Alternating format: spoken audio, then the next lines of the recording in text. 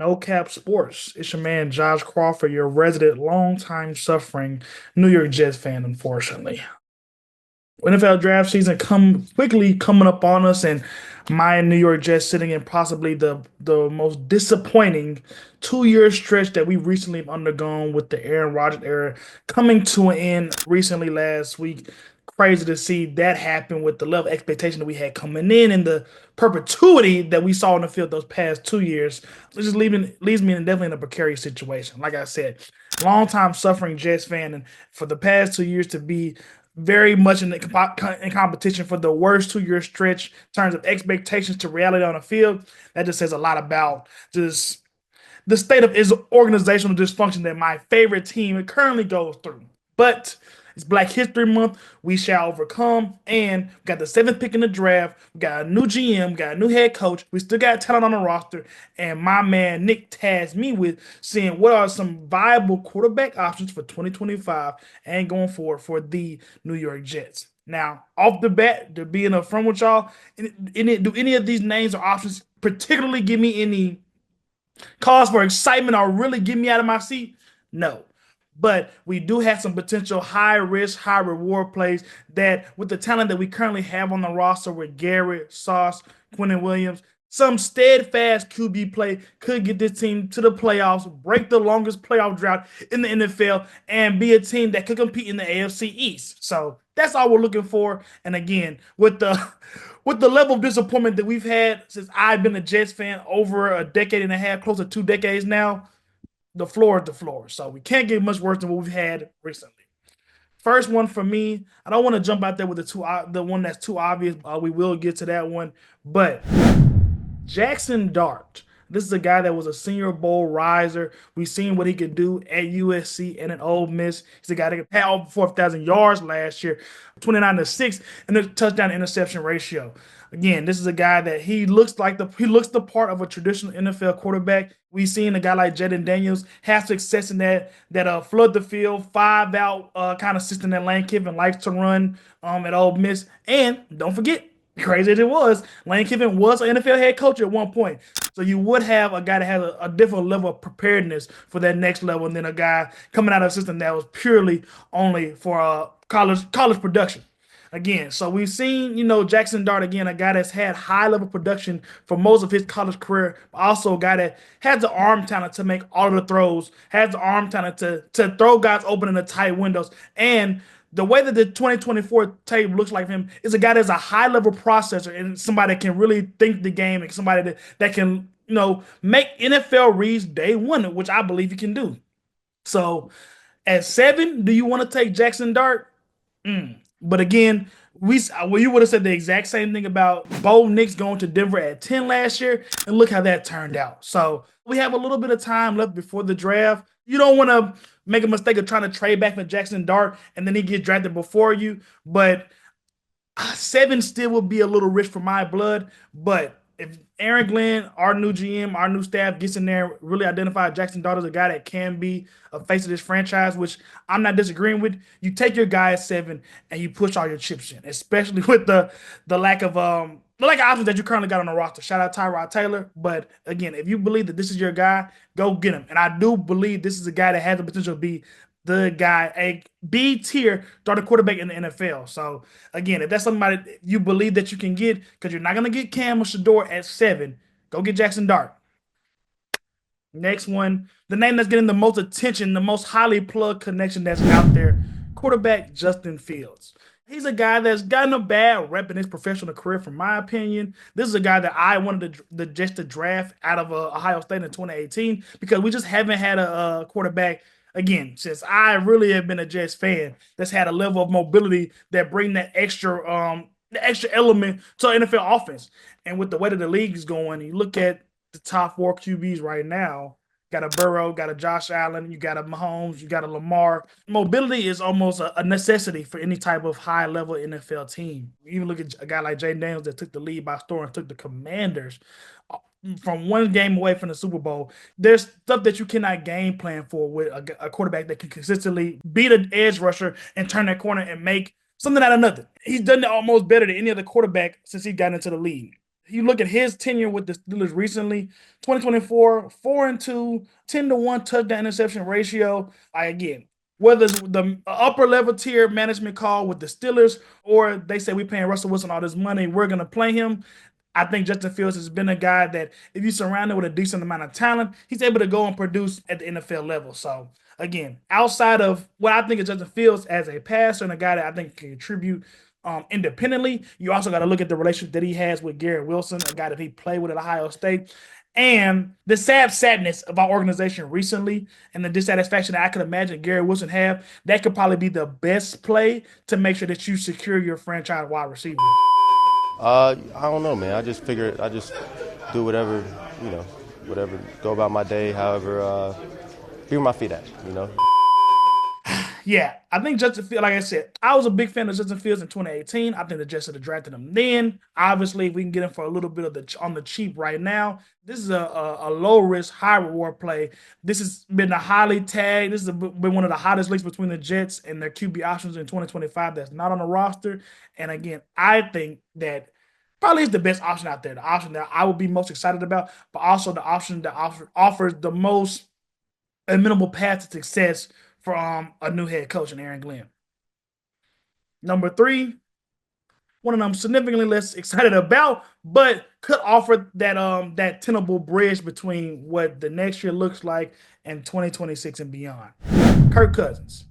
Yes, sounds kind of crazy, especially with the history that we just dealt with Rodgers with older, non-mobile quarterbacks suffering extreme lower extremity injuries. But again, the main draw for this for me was Kirk Cousins is because we're gonna be on the hook for Rodgers' salary. If we can cut him, designate him as a June 1 cut, we can spread out that 40 plus million over 2 years versus taking all as one cap hit. But the Falcons are in the same situation with Kirk Cousins. They did bench him because he was throwing all those pick sixes at the end of the year. And again, what future does he really have in Atlanta with Michael Penix being the guy down there? Next year's cap hit, $1.2 million. So that would be an absolute steal for a guy that obviously in Atlanta, even the start of his Atlanta tenure didn't end the best, but we see him between Minnesota, even the start in Atlanta, he's a guy that can be a bridge quarterback, and that's all the Jets would need to be asking for him at this point.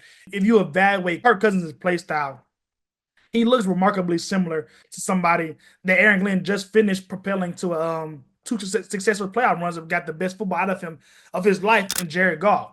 So I think that Kirk Cousins, obviously, again, it would have to be a level of communication with him that they didn't have in Atlanta in terms of him being a bridge guy and not being a franchise guy, 2-3 year option.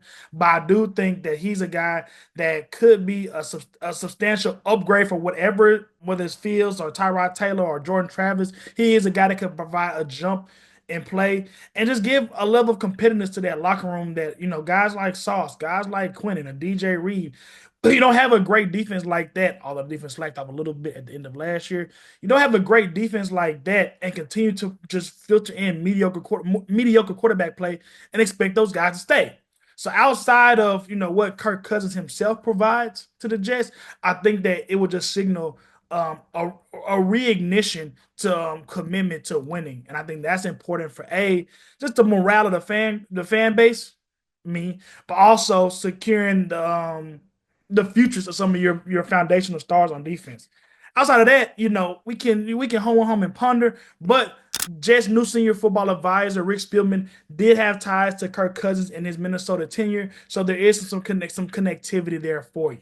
Last one for me that I'm going to speak on thoroughly, a guy that I've been a little bit higher on in the past than other people have been. He didn't have any starting quarterback experience in 2024, but I just want to let you know, out of all the names on this list, this is a guy that has gone head up with Tom Brady in the playoff series and didn't blink, threw for over 300 yards, matter of fact.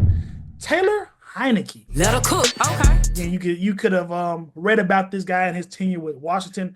Most recently was the backup to Justin Herbert in Los Angeles, but again, not a super splashy name. But his connection to the Jets, the new pass game coordinator Scott Turner, was his pass game coordinator / OC in his time in Washington. Again, what was his most successful tenure? Again, Taylor Heineke, a name that you don't think a ton about, but I'll just give you these stats for 24 starts in Washington. That's it's a season and a half now with the games that we play, but almost 2 full seasons. 12-11 record with one tie, a 64% completion rate, 5,000 yards, 5,415 yards, 33 touchdowns, and one interception. And again, I'll give you these stats: 2020 wild card game versus Tom Brady in the Bucks, 26 for 44, 306 yards, and two total touchdowns.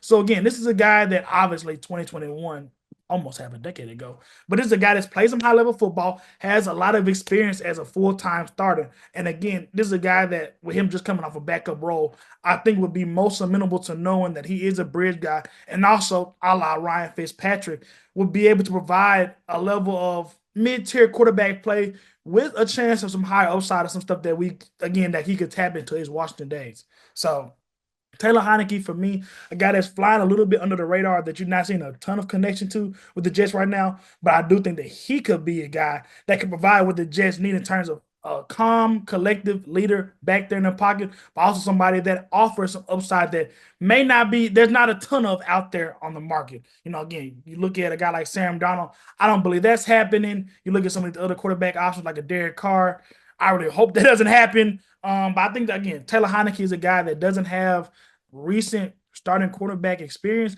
that I believe could provide that with that mid tier Ryan Fitzpatrick or that next tier of, I don't even want to say Geno, but he could work his way into the 18 to 20 range of NFL starting quarterbacks last year, which honestly will be better than what Aaron Rodgers has given us over the past 2 years. Last, I won't even say, I mean, more of a scenario, more so than plug and play because it involves two guys. I just say it is February, Black History. The best quarterback on the roster for the Jets for 2025 will be Tyrod Taylor. We saw him get some spot action last year with Aaron Rodgers going in and out the lineup, but also we seen it with the Giants before, with their hellacious quarterback situation. We know that this is a guy, again, that can provide quality football in spots, but you don't even want to rely upon him for, I would say, a full bridge of quarterback play because he's a guy that likes to hold the ball a lot, and this ain't Tyrod Taylor of Virginia Tech. He is 36, going on 37 years old.